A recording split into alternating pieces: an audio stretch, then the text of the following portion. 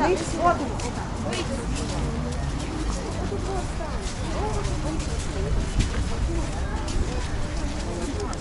afternoon everybody and welcome from Lviv in western Ukraine.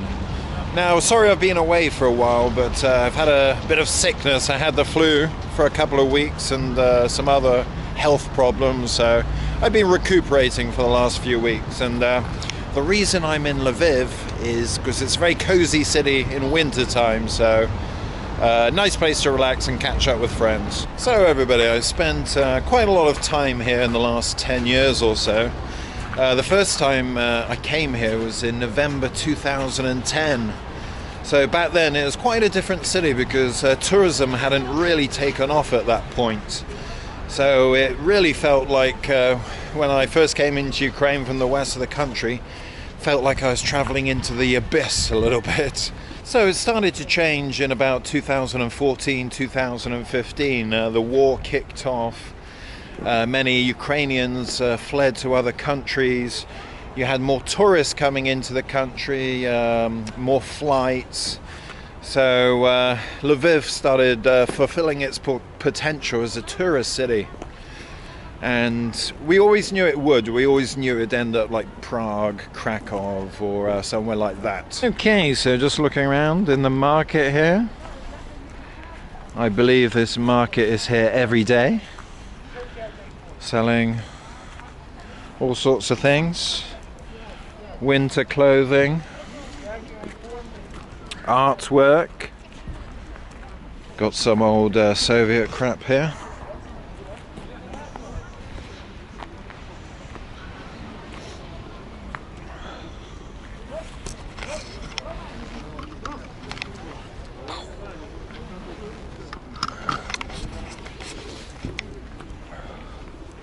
So yeah, on my first trip here to Lviv, I spent 10 days and I fell in love with the city. At the time, I was living in Serbia, and I went back to Serbia for a few months, and then in June 2011, I moved to Lviv. So yeah, these streets are full of memories for me.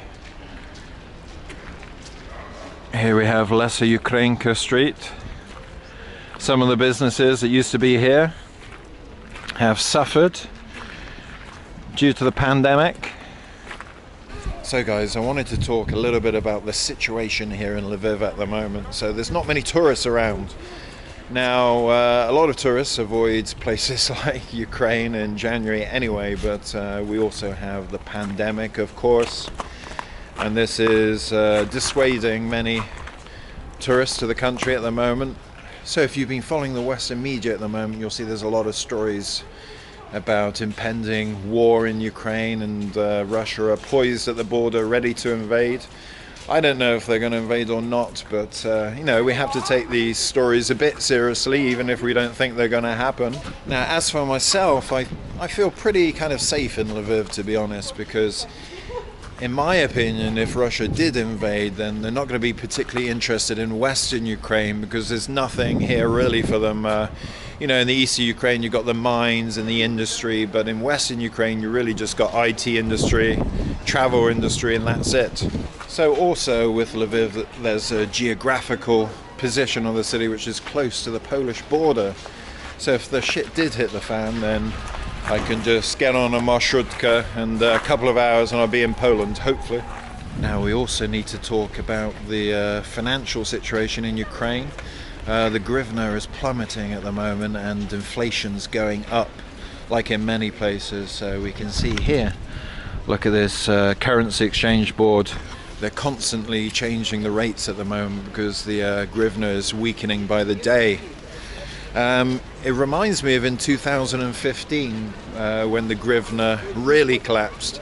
It went from, I think it was 12 hryvnias to the pound, up to about 40 at one point. And walking around in Lviv, some of the shops were closing their doors during the day because they had to go around changing all the prices for the new rates. So continuing down Lesser Ukrainka Street now, behind me, in this building. I used to live in this building quite a few years ago for a short time.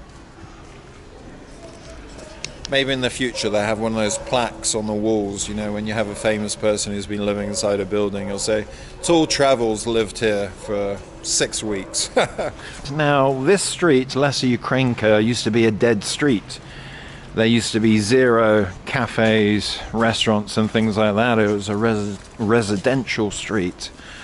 But now it's totally changed.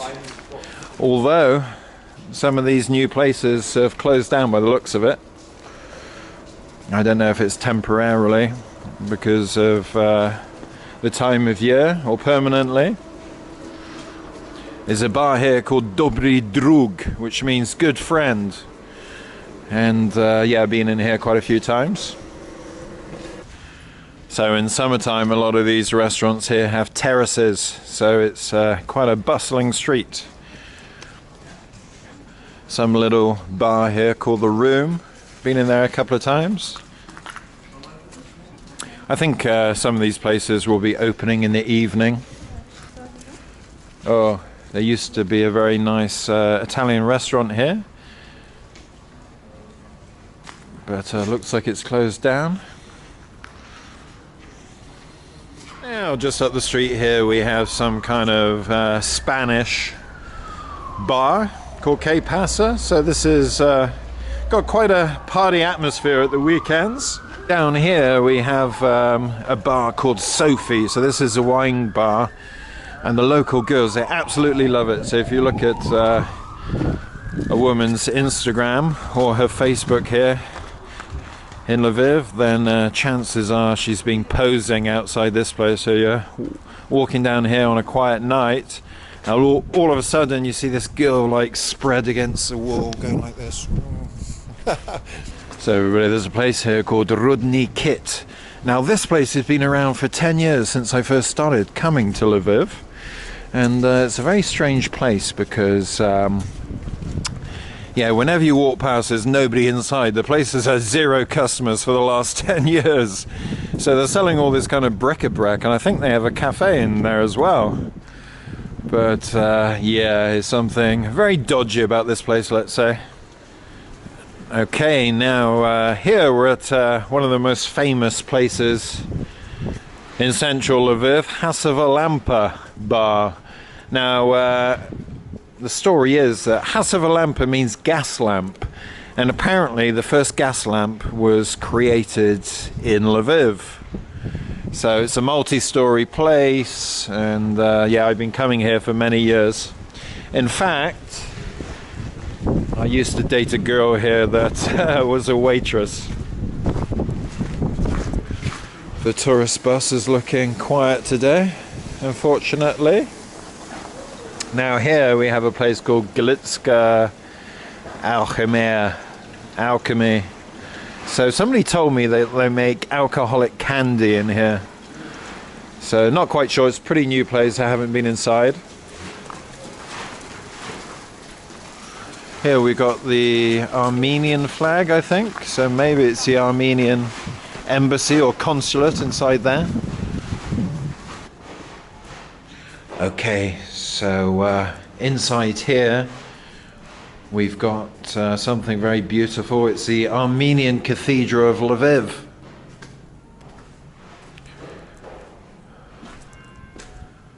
There we go, in the classic Armenian style. Not sure if we can go inside. The gate's closed, let's see. No, nobody allowed in today. And there, over there we've got Jesus on the cross.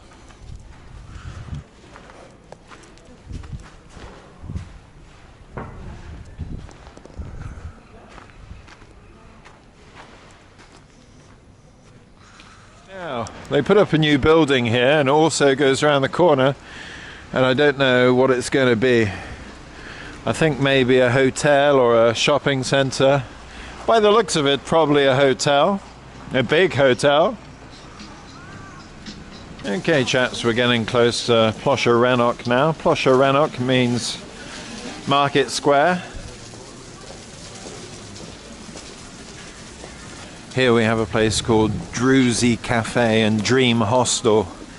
They're the same business, and it's the fanciest hostel in Lviv, I believe. And here we have a place called Piana Vishnia. So I'm not quite sure what it is. It's some kind of like cherry alcohol, but I'm not sure what alcohol it is. So anyway, you can just go in here and you can have it hot or cold. And yeah, you just have a quick shot outside and then you carry on your way. It's pretty nice to have a hot one at this time of year.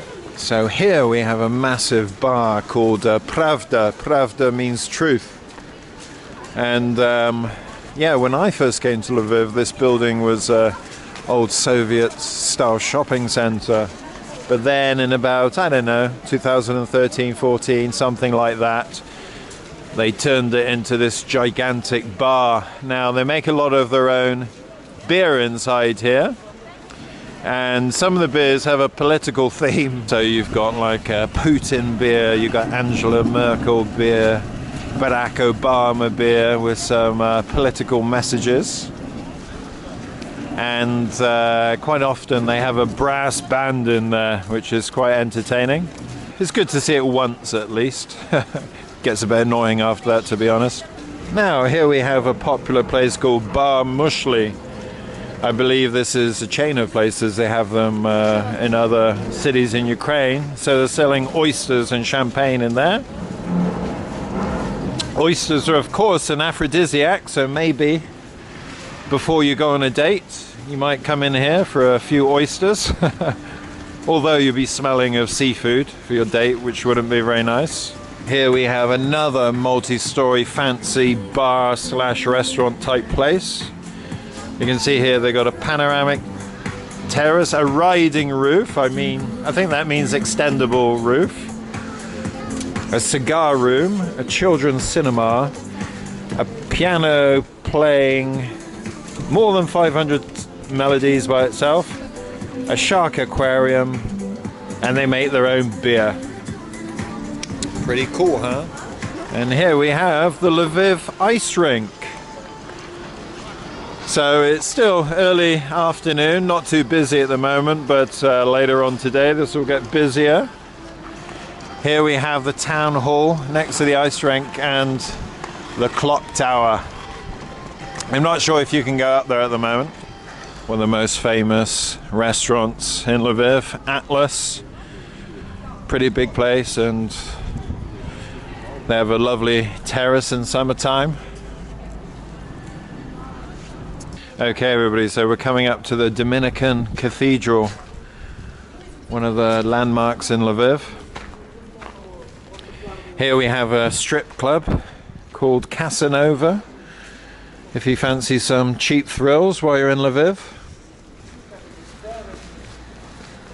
So here we have it. So it's the Dominican Church and Monastery. Now it was originally built as a Roman Catholic church of Corpus Christi, but today serves as a Greek Catholic Church of the Holy Eucharist.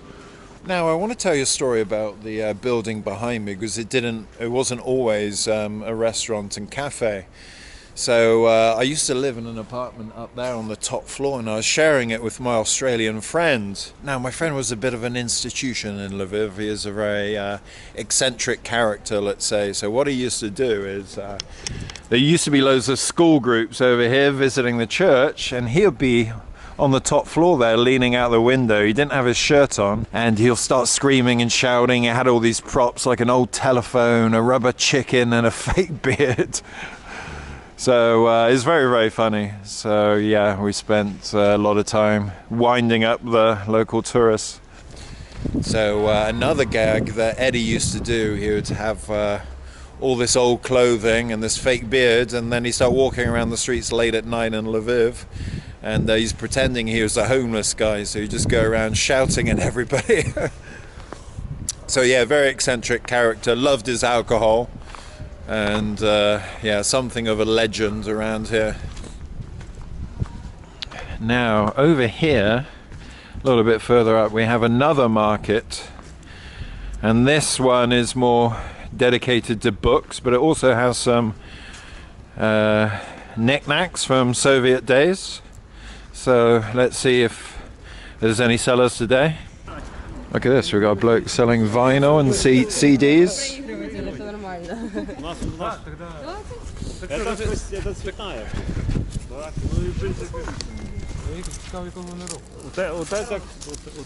Wow, does anybody else remember Shaking Stevens?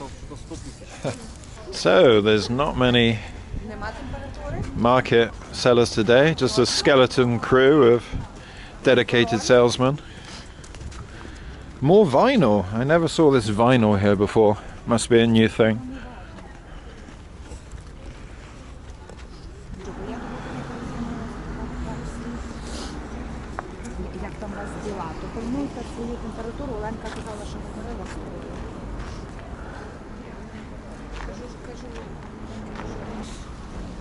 More vinyl here. Scorpions, U2, Queen, Metallica. This bloke's got good taste in music.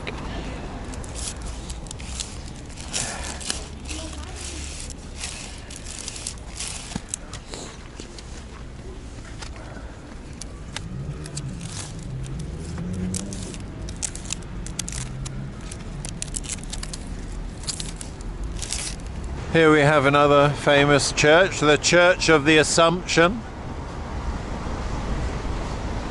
Well, the tourist train over there is quite busy today.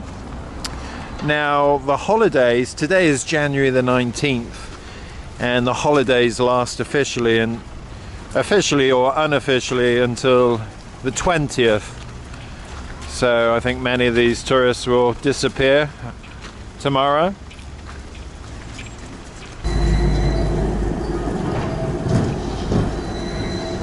So everybody, this is a very famous restaurant in Lviv these days. It's called Ribs Arsenal. Now basically it's barbecued ribs. It's very tasty and very, very cheap as well. For about £5 British you can get a big rack of ribs. And they got a few other things to eat in there too. But in summertime they'll be queuing all the way up the steps to get in this place. Actually, I'm tempted to go in there now myself, but I've already had my lunch. And this bloke, look, is making coins.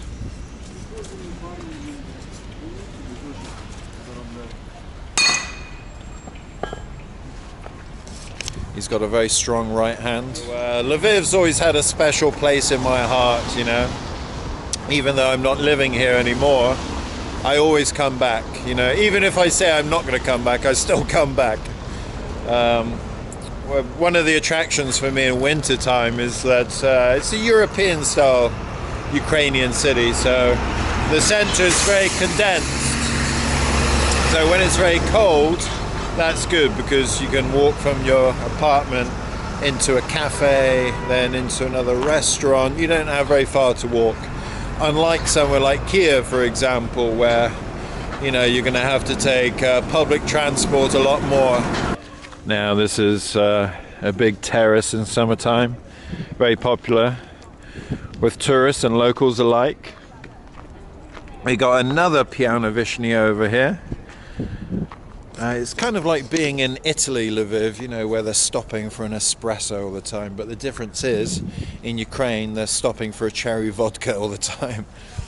Now, I just noticed there used to be a popular Jewish restaurant here. But now it's turned into something else. And when it was a Jewish restaurant, I think there's some funny kind of theme with the place where the price that you see on the menu would be 10 times the normal price, but you know, you could pay the normal price and it's okay, it's just a joke.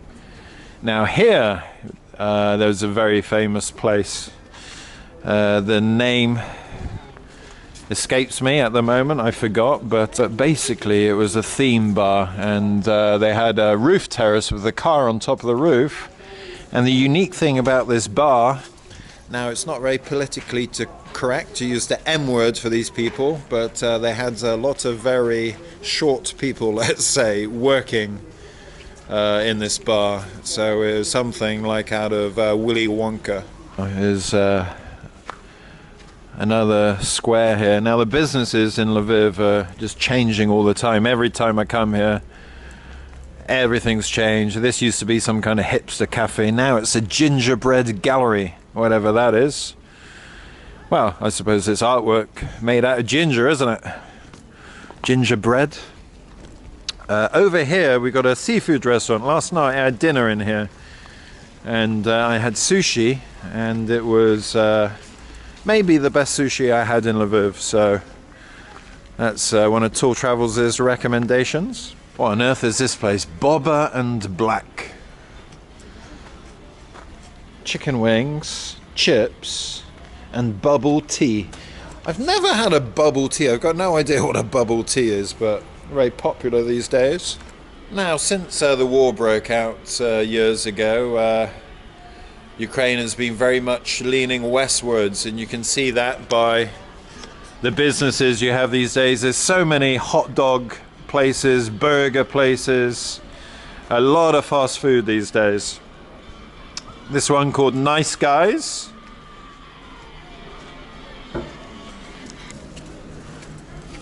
Hello. Wow, that guy's more scary than Bold and Bankrupt in the morning. Another institution in Lviv, Music Lab.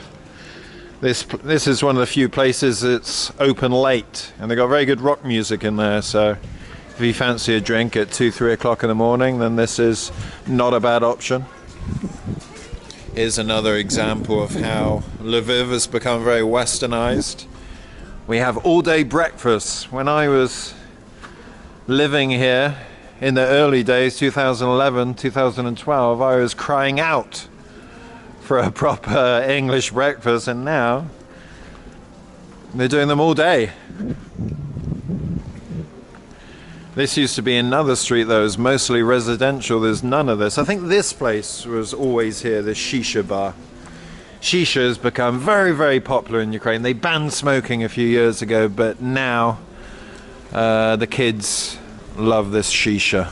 Now, this is another place that's always been in Lviv since I first arrived. And I went in here maybe 2 times and I said never again. The food is awful. The alcohol is awful, it's dirty, it's got rude staff, and I will never darken their doorstep again. Haven't seen this place before? It's a pretty new thing in Ukraine, Mexican food. I'm not really a Mexican food eater, maybe I've had it once or twice in my life. All day tacos, wow. Oh, look at this. So, a lot of restaurants now are asking for QR codes in Lviv. I mean, not many of them, to be honest, so just be aware. So back in the day, this steak restaurant across the road used to be a coffee shop. So I'd be lined up at the window there with my friends in the morning, and we'd be watching the world go by out of that window. Alright chaps, so I think that's about it for my filming for today. But there's so much to show you here, so I'm going to be doing some filming again tomorrow. But for now I'm going to go home and chill out, so see you later.